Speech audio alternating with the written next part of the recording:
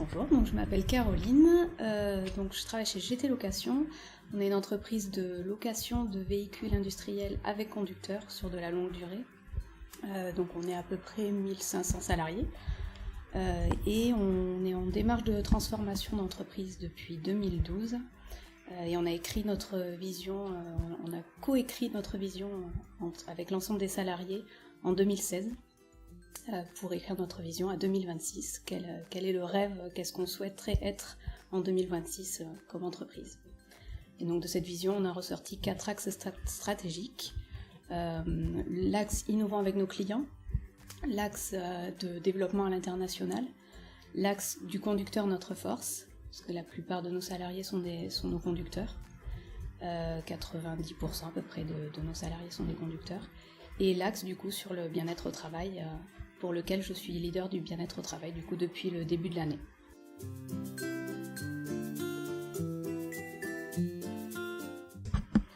Alors, j'ai fait des études de psychologie sociale. À l'origine, je suis psychologue sociale et je suis arrivée à l'AGT au service prévention.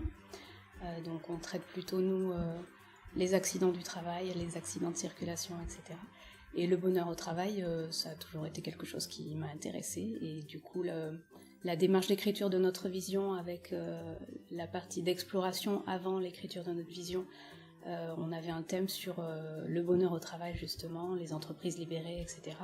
Et on invitait chaque salarié à aller voir ce qui se faisait autour de nous, à l'extérieur, justement, sur les nouvelles entreprises, les nouvelles façons de manager, le bonheur au travail. Et le fait d'avoir exploré ce qui se faisait à l'extérieur a permis de nourrir notre écriture de la vision et de voir que c'était un axe stratégique du coup qu'on voulait intégrer pour notre entreprise.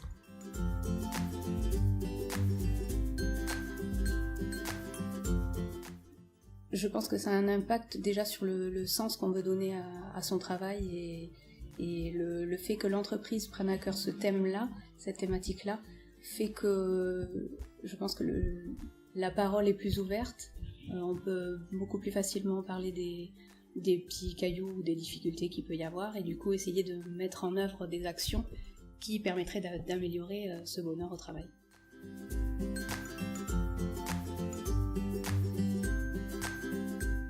Dans notre écriture de vision, justement, à 2026, on ambitionne le fait que chacun est acteur de son propre bien-être au travail. Alors pour le moment, effectivement, on a mis en place un leader du bien-être au travail que je suis pour le moment, mais chacun, à sa mesure, peut être acteur et trouver des actions pour avoir un levier pour augmenter son bonheur au travail. Enfin, pour moi, c'est chacun qui est acteur. Après, c'est sûr que si l'entreprise ne met pas en place les conditions pour que les gens prennent la responsabilité de prendre les décisions qui les concernent et d'améliorer leurs conditions de travail ou augmenter leur bonheur au travail, il faut quand même qu'il y ait une part de co-construction, on va dire, avec l'entreprise et l'encadrement.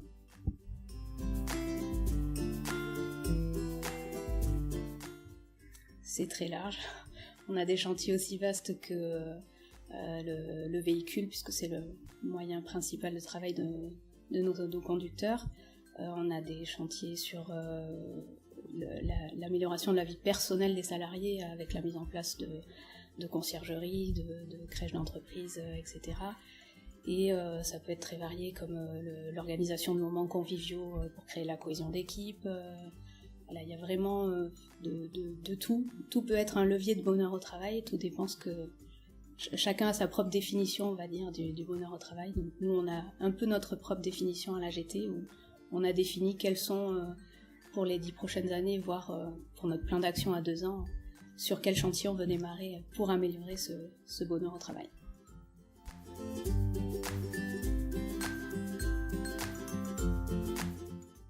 Des débats, non, pas forcément. On a, justement, après le lancement de l'écriture de notre vision, on a organisé des réunions. Alors, je suis avec un petit groupe de collègues avec qui on pilote, on va dire, les chantiers qu'on a décidé de mettre en place.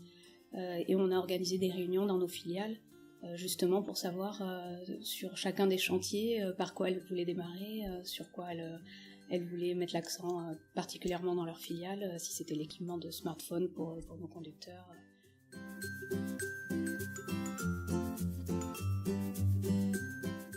Alors, on a déjà interrogé tous les salariés, c'était juste avant du coup l'écriture de notre vision.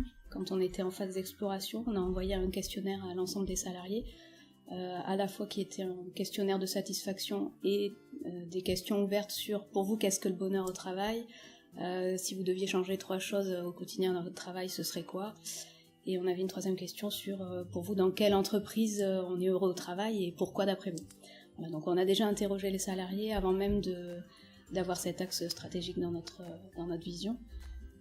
Et donc on a eu à peu près 35% de retour. Donc là, un de nos chantiers justement sur le bien-être, c'est de réinterroger l'ensemble des salariés. On est en train de voir toutes les méthodes possibles, parce que maintenant on peut également utiliser des applications smartphone. On peut faire des enquêtes beaucoup plus régulières que des enquêtes annuelles. Voilà, on est en train justement d'étudier les différentes possibilités d'interroger l'ensemble des salariés.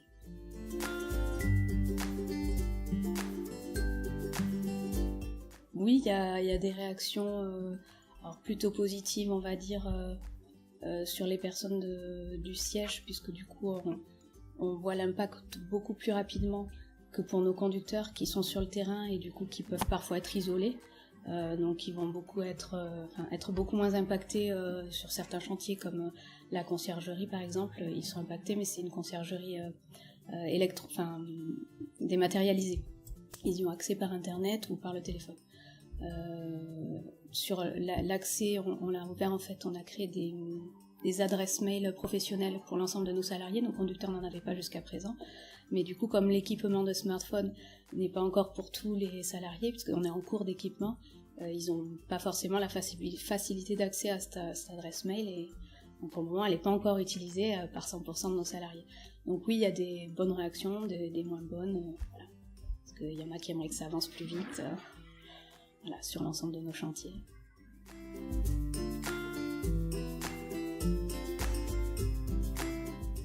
En gros, on travaille plus maintenant en mode projet. Quand il y a une thématique particulière sur un chantier, on va constituer une équipe projet, incluant nos conducteurs du coup quand ils sont intéressés par le sujet, et on va travailler ensemble. Et effectivement, je fais également partie de groupes projets sur certaines thématiques. Donc, je pilote à la fois les chantiers, mais je suis également membre d'équipe projet sur certains de nos chantiers.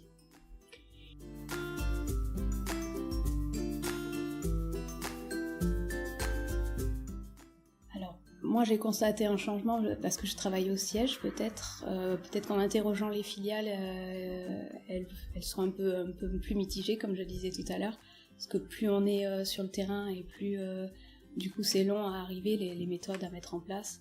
Je pense que c'est pas dû uniquement à l'axe stratégique du bien-être au travail, c'est dû à la démarche de transformation de notre entreprise qui a démarré du coup en 2012, et le fait d'avoir démarré cette démarche de transformation a fait changer quand même beaucoup de choses. On était une entreprise assez hiérarchique avant ce lancement de démarche, et je pense que la parole s'est beaucoup plus ouverte. On a un réseau social interne qui permet de parler directement avec Michel Sarrat, le PDG de notre entreprise. On peut échanger beaucoup plus facilement sur des sujets.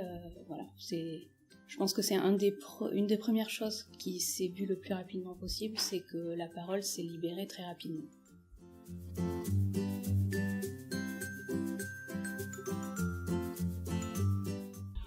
Je pense que c'est applicable partout. Après, justement, chacun, selon son cœur de métier, a sa propre façon de se l'approprier et aura du coup sa propre définition du bonheur au travail, puisque ce sera adapté en fonction des contraintes réglementaires, de la population de salariés, de la structure, si tout le monde est sur place ou éparpillé sur tout le territoire comme nous, voire même à l'international, puisqu'il y a des grosses entreprises qui se sont lancées dans ce type de démarche et qui sont à l'international. Donc, je pense que le bonheur au travail, ça peut être partout.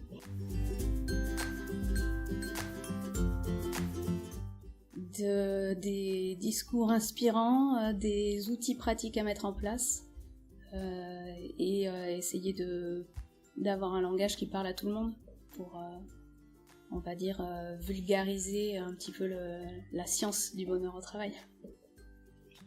Et que ce soit fun en même temps.